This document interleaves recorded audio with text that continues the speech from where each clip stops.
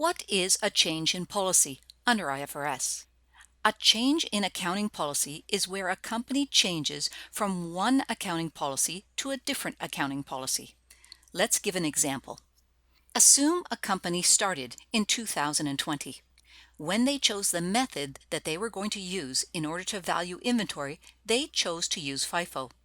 Fast forward now to, say, 2025.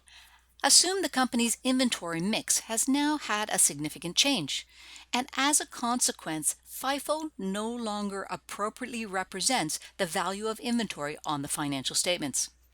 The company determines that the weighted average method would provide a better valuation of inventory on the financial statements. Note that they're connecting the change from FIFO to weighted average with decision making for the external stakeholders.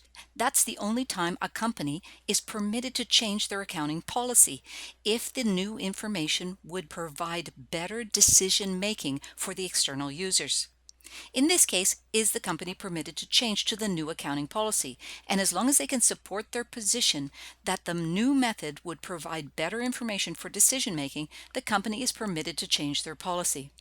So, given that they are permitted to change to the weighted average method, should they change only for 2025 moving forward? That's called implementing the change prospectively moving forward. And the answer is absolutely not. Any change in accounting policy has to be applied retrospectively, also called retroactively. Why? Because of the qualitative characteristics. First and foremost is comparability. Comparability says that we can compare the financial statements of one business to other businesses within the same industry, but it also means that we can compare the financial statements from one company this year to what they did last year or the year before that. If we don't apply the change in accounting policy retrospectively, comparability would be thrown out the window. Financial statements for that one business would no longer be comparable year after year. That's one of the main reasons why a change in accounting policy must be applied retrospectively. Why else would it need to be applied retrospectively? Relevance. Relevance indicates that information has predictive value as well as confirmatory value, feedback value. For example, with this company, changing from FIFO to weighted average, if they want to confirm whether their predictions with regards to inventory were appropriate, they would look at last year and compare it to 2025 in order to obtain feedback with regards to their predictions last year.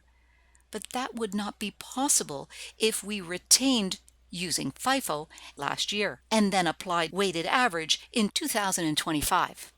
Therefore, in order to meet the requirements under the conceptual framework for qualitative characteristics, both comparability and relevance, we need to ensure that any changes in the accounting policies are applied retrospectively, meaning that we will change this year and all past years. How do we do that? Well, that's the topic for a future video. A change in accounting policy.